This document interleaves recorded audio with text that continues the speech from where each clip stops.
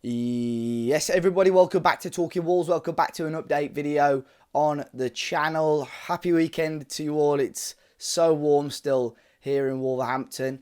I have had to be at work today, but it is officially my weekend now. But I'm going to give you guys an update on the all the happenings over the last couple of days, really, at Wolverhampton Wanderers. Of course, yesterday we announced the signing of Ferrer Lopez. I've done a big video on that and on the player released yesterday if you want to go and check that out. But today we're going to be talking about some of the transfer news and rumours that we've seen over the last sort of 24 to 48 hours or so. Today has actually been quite busy in terms of transfer news, but I'll keep you guys updated and obviously give my thoughts on those as well. Let's smash the like button. Let's try and get 300 likes on today's video. Subscribe to the channel if you haven't already. Creeping ever closer now to that 20,000 subscriber mark, so it does mean a lot. But we saw some news over in Spain today. Wolves being linked with the Real Betis winger Jesus Rodriguez, just 19 years of age. I think a lot of promise, this young man. In and around 25 million euro mark, it's reported by El Desmarque over in Spain. Betis wanting around that 25 million euros. Sorry. At the moment, Como in Italy thought to have had quite a lot of talks with Rodriguez over the potential signing. Aston Villa also credited with having an interest as well, but Wolves have apparently inquired recently as well. I saw someone mention Betis before the end of the month probably want to try and get a sale or two in, and it makes sense with what I'm going to say in a couple of minutes as well. But yeah, Jesus Rodriguez, young player, wouldn't cost the world, could beat a man, I suppose, ticks a lot of the boxes for Vitor Pereira, but I would probably say at the moment I'm still a little bit cautious. I think, yes, Ferrer Lopez I'm quite excited about, but still I am wary that Wolves do need to add more experience as well, and it's great to have these quality young players, but I still think we need a little bit of quality for the here and now as well. But Jesus Rodriguez, again, and I think I said this about one of the players on the last video. Como said to be in quite advanced talks with him. Now all of a sudden Wolves are in talks, and there will be people saying, "Oh look, Wolves late to the party once again."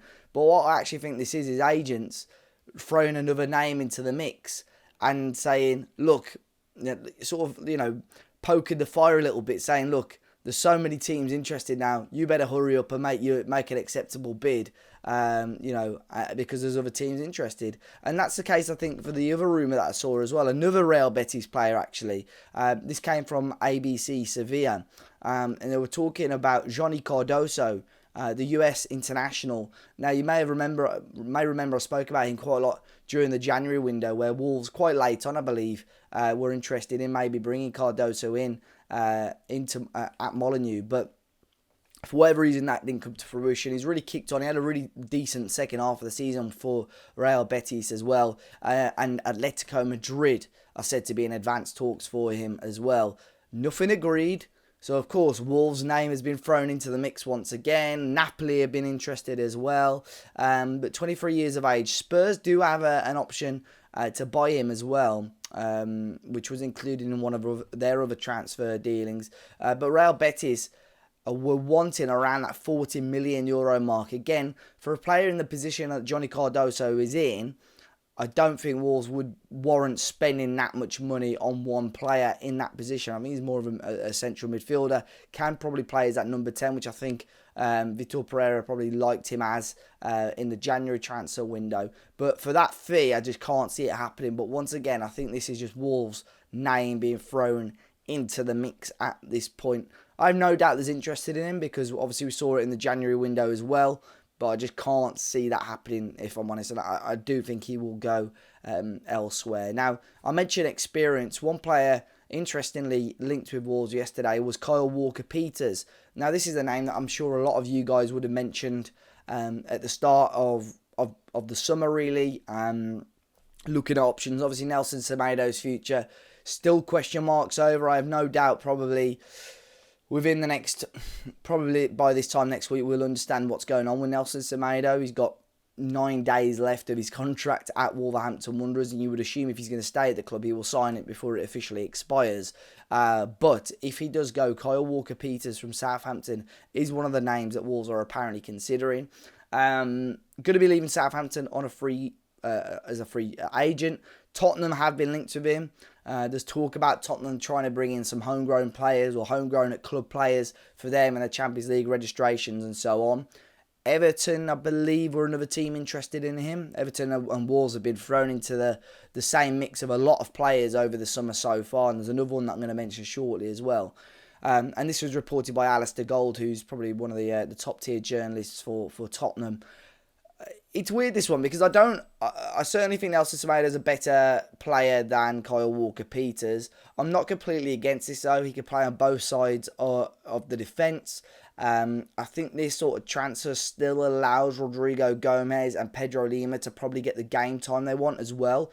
I like Pedro Lima and Rodrigo Gomez, but I've said it many times on the channel. As of right now, do I think either of them are ready to start 80 to 90% of a Premier League season? No. So I think an experience like this would actually make sense for Wolves long term. And I still don't think Kyle Walker-Peters, yes, he'll probably want to play a prominent role, but probably won't expect to be playing, like I mentioned then, the same amount of time, 80 to 90 minutes. I think he could be a real good rotation option for Wolves. But Kyle Walker-Peters can leave Southampton in about 10 days' time and know that he could demand a really handsome fee because he's homegrown. He will have Premier League interest. He can demand a decent whack in terms of wages, and that's what Wolves will have to consider. And I think probably he's got a little bit of time on his side to decide what he wants to do at the moment, so I wouldn't expect that one to get rushed through anytime soon, to be completely honest. I mentioned Everton there. Wolves and Everton have today both been linked with the Sao Paulo forward Lucas Ferreira. Just 19 years of age. He's broken into the Sao Paulo first team over the last few months or so, playing more off the left-hand side, more of a winger. Really talented young player. Again, like I said with one of the players earlier on the video, probably not quite ready for lots of first-team football. But again, if you can get a player that's raw and very talented, and you can jump in before teams and skip a move, there's a chance you make some serious money on players like this. It's thought that Sao Paulo value Ferreira at around 10 million euros. The Russian club Krasnodar have already put a bid in of around 8 million euros, which has been kicked back and rejected. So again, Jorge Nicola, the Brazilian journalist, spoke about this. It said Wolves and Everton have both inquired. Nothing formal yet between the clubs in Sao Paulo, but Ferreira could be a player that comes across to the Premier League this summer. And I'll very quickly touch on a couple of players who there's not real loads of fresh news on, but Evan Gasson from Nice, I've mentioned him a number of times over the last few update videos as well.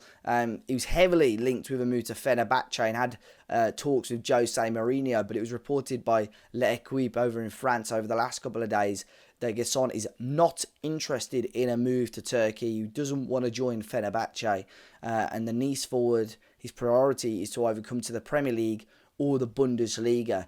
Now, as of right now, it said that Nice want around 40 million euros. We heard 30 million euros last week. So now they know and understand that there's lots of interest. They can start to ramp up the price and so on. And sort of the ball is in their court, really. If they're not in a desperate need to sell, at the moment, they can have a little bit of a bidding war. And obviously, the closer maybe it gets to the deadline, that's when clubs can negotiate a little bit. And look, as fans, we want deals done as early as we can, but these sort of deals sometimes will go late on into the window where there's a little bit more room for negotiation. With players like this, where their club ideally want to keep them, they know they've got up until August, September to decide what they want to do, and they can play and mess around with these teams. So, although I think he would be a great option for Wolves, I can't see Wolves spending 40 million euros, and I probably wouldn't spend 40 million euros on him, to be completely honest. But let's wait and see. I think he would be a great signing for Wolves. It's just the fee at the moment, which I have no doubt is the stumbling block. We had quite a bumper update as well a couple of days ago from the Telegraph. They did all the Premier League teams, what they needed, what may well happen. We saw some information there that wasn't necessarily new, but some interesting little bits in there too. One of them being that Wolves' recruitment team are apparently admirers of Fulham's Andreas Pereira. Brazilian, obviously, again, ticks quite a few boxes, Premier League experience. I'm not fully against this. I think it completely depends on the fee. It's obviously it's not been said there's like an active interest at the moment, but he's a player that Wolves do admire. I'm not fully against this. I don't think he's going to replace the quality completely that we've lost so far. But if you are going to lose, obviously we lost Cunha. lost Sarabia. If you are going to lose maybe one more of Hwang or Gedge, I'm not against a signing like this, to be honest. I think his dead ball ability is fantastic. Portuguese speaker, Brazilian, fits in quite well. I think his overall game leaves a little bit to be desired, to be honest. But I don't know, interesting one now. And I think that's a sort of interesting signing and experience that Wolves could probably benefit more from. And apparently Wolves head coach Vitor Pereira is looking at potentially prioritising a new number one this summer, which obviously casts doubts over Jose Sá's future at the club. I find this one maybe not hard to believe, but I think Jose Sá settled down a lot the second half of last season. When he was ultimately given that number one shirt, Sam Johnson didn't get a sniff. Other than the FA Cup games, it was all Jose Sá. Vitor Pereira gave his full faith in Jose. And I think because he'd settled down and had that, he knew that there wasn't that much pressure and anyone breathing down his neck as such. I actually think Jose had a pretty solid end to the season. So again, I wouldn't be in a complete rush. This is a real split in the fan base. I've seen a lot of people say, yes, finally, we need a new goalkeeper, which is fair enough. I think Jose Sá can be upgraded, but it wouldn't be on the top of my to-do list. Again, I don't know what level Wolves look at, what leagues they look at, what fee they spend on a goalkeeper. But ultimately, I think to sign a new goalkeeper, you have to have a move lined up for Jose. If not, it just won't work. We saw that last summer. I think they had Sam Johnson signed and lined up expecting Jose Sá to move on. And he didn't go. And it was a complete cock-up from the recruitment team and the management. And that caused a lot of confusion and issues, I think, early part of the season as well. Because Gary O'Neill sort of had his hands tied in the fact that he's got two first-team level goalkeepers. Who does he pick? Who does he prioritise? And that probably gave him a headache that he didn't really need to have. So I'm not 100% against Sá moving on, but you need the right player. And again, I don't think it is the end of the world if Jose Sá is still our number one from next season as well, to be completely honest.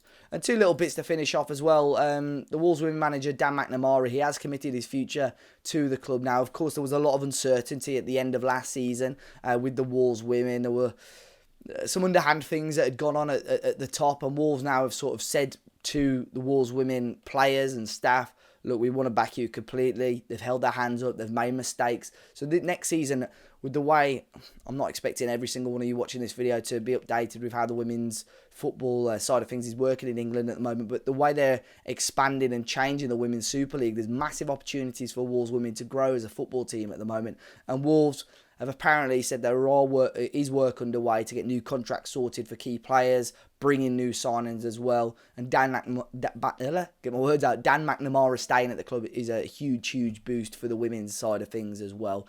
And finally, confirmation of us playing Lens, the French club. I did mention this, and I said to you guys, I think it was an exclusive actually, if it can be classed as that, that Wolves will be playing this game at Walsall at the Bescott Stadium, and it has been now confirmed by Wolves, and it'll be 7:30 on Wednesday, the 30th of July. So I think that'll be a big crowd for that, to be fair. So yeah, I'm sure I'll be there, and I'm sure I'll see quite a few of you there as well. But guys, that is all for today's video. As always, be sure to smash the like button down below, subscribe to the channel if you haven't already. Enjoy the rest of your weekend, guys, and I'm sure I'll catch you on the next one.